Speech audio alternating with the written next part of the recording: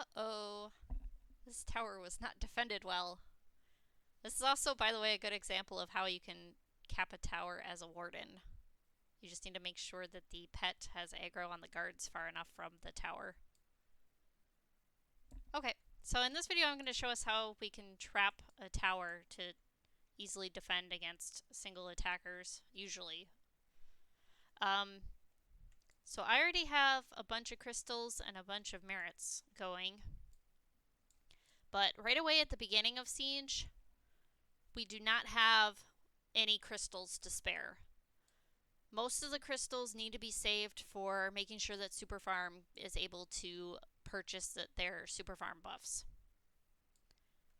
There are a couple of good things to spend on, though. One of them would be potentially a Invis tower to put on whatever tower the Super Farm is going to be sitting at after the Super Farm has finished buffs.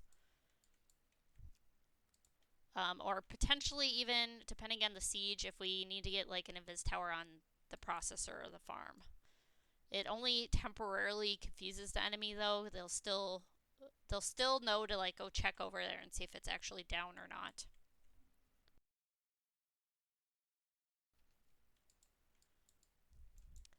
Some of the things. Oh, the other thing though is you can buy Treaches and Eyes and Faces of True Knowledge. Those do not cost merit or crystals. Those are merits only. I'm just gonna go ahead and invis cap this tower back real quick. So I'm gonna hit my speed macro, my physical immune, and then I'm invis capping. So if somebody from our team was up here in a turret shooting at me, I would lose this cap because these guards would aggro.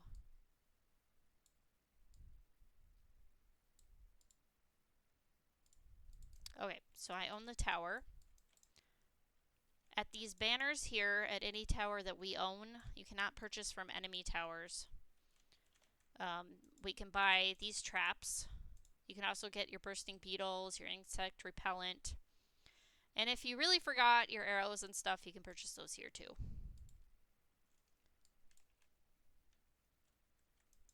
These ones, you just, wherever you're standing is where they get placed.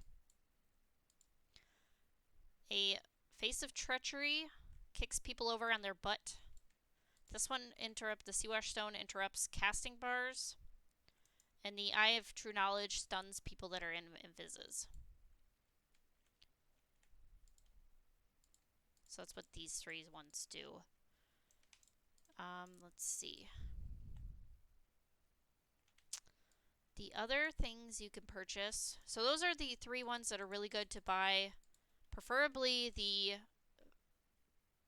Faces of Treachery and the Eyes of True Knowledge are the two that you really want to get. Those can be useful early on in Siege when you have merits that you have extra but you don't have crystals. They were 30 each. They don't cost any crystals. And when you place them down, you want to make sure that they're not in like within AoE range. See, like these ones, I could take all of these down in a single hit. You kind of want to be tricky with them too. You can hide them behind trees, physical barriers. You can, if you have crystals to spend, you can also get invis towers and place those in an area around them.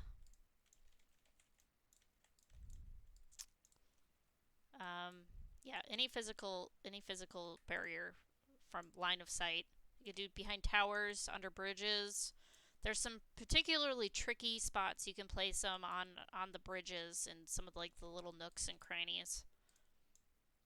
Even if you put it just like around a corner, it can give you like that split second edge where somebody comes too far and gets stuck in the trap before they see it.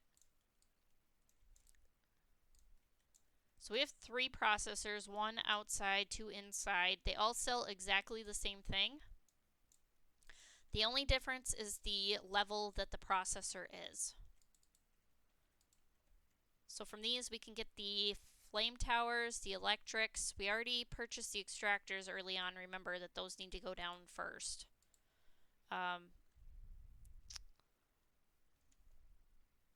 Okay, let's see. Flame towers. So these ones fear, if you upgrade them, they fear enemies.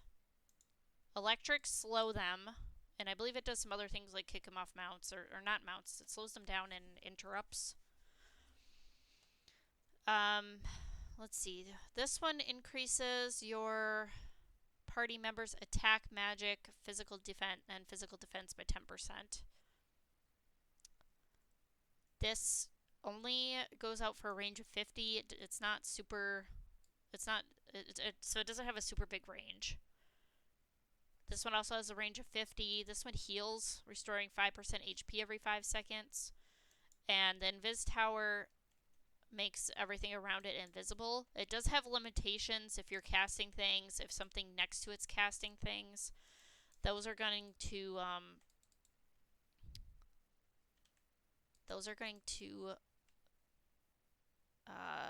what was I saying? Oh, that's going to pop it out of hide.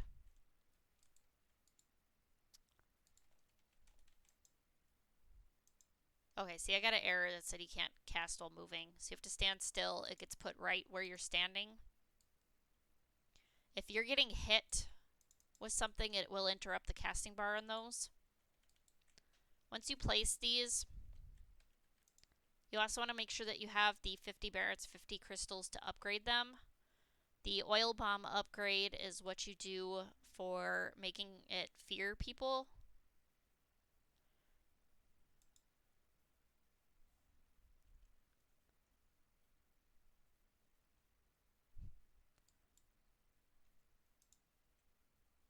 So if you do that, also if you're coming across other people's towers, you can select them, you can check the buffs underneath it. So you can see this one has the oil bomb research one.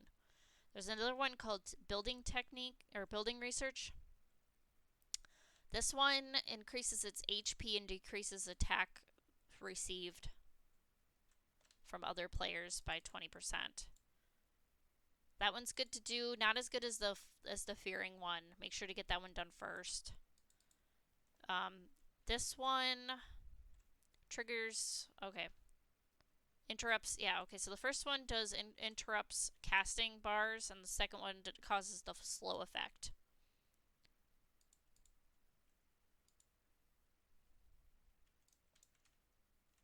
So I kind of like to put these in groups of different items. So I have like those there. And then I'll give them like an Invis Tower, and then I'll be like, okay, and then you can kind of get creative, but I kind of like making patches of traps where this should cover these, this Invis Tower should cover these ones. Although it's not because this stuff is keeping it in combat. It has to be fairly close to Invis Tower too. See, like this isn't a good spot for these because it's constantly making it go in combat. But then if you have like a patch of traps, then again with the range, you want to like spread them out so that it covers the whole tower. Let's see. Okay, one other thing that you can do with the processors is there's a buff on the processor you can actually get.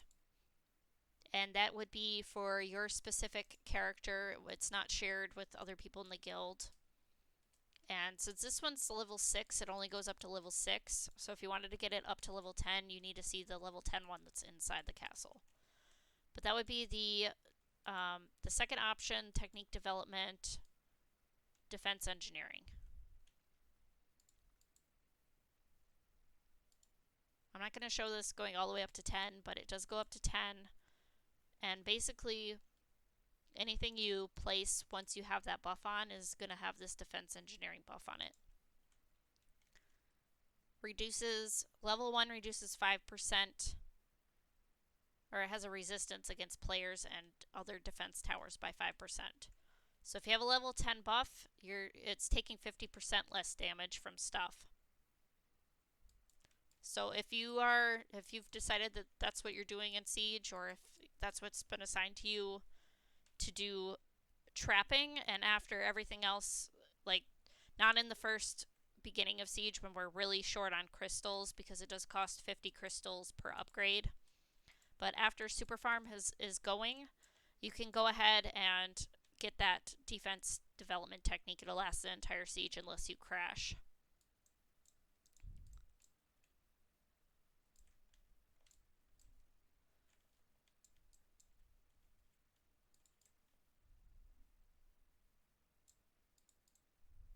Oh no, we're getting attacked.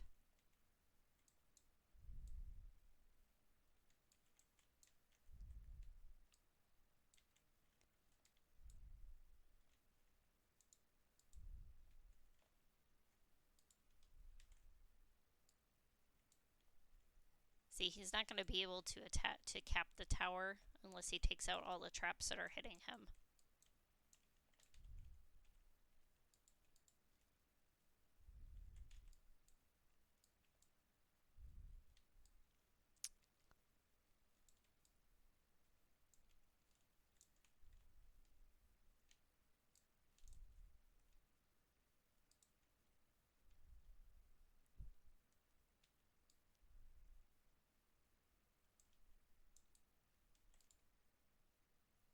Okay, but you can get really creative in where you put the traps. I really like putting Super Farm in L1 because of this long, like it's not open like on the right side. It has this long corridor that you have to funnel people through. It's a lot easier to defend that side than the other side. More spots is sometimes people take islands over, so it can be good to put like a Tretch and Eye and an Invis Tower over here so that they can't get past. Bridges are good gauntlets. You can even put stuff like in this hole here.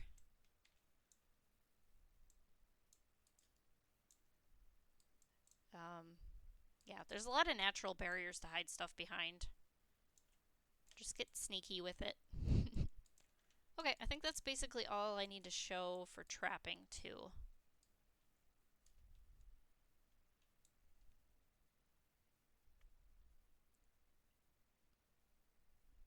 I guess I can show where the other two processors are, but I think people probably have seen those.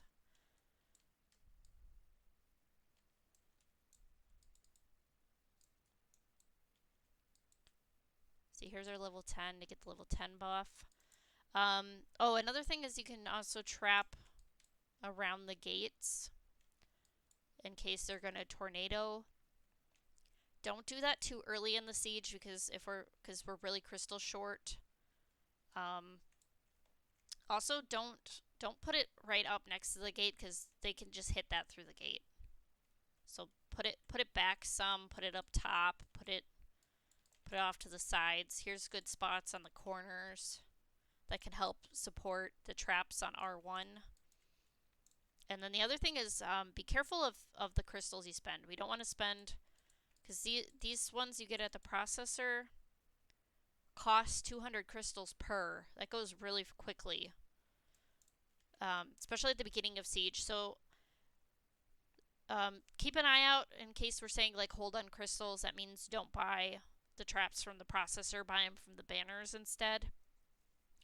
And if they're hitting one of our gates or the gate goes down, for sure always leave us 200 crystals so if we get the opportunity to rebuild the gate, we have the crystals.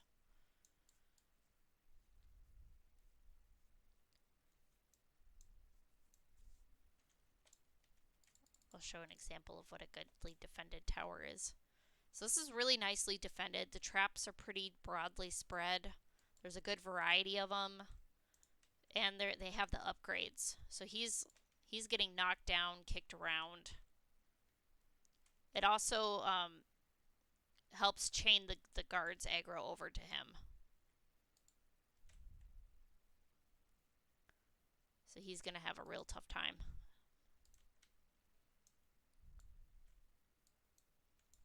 And the more traps you can get down at once, it does help if you can get a trap here or there, but if you can focus on one tower and have a couple of people helping you and get all the traps at once, this is a lot more effective than having a couple where they can come pick them off.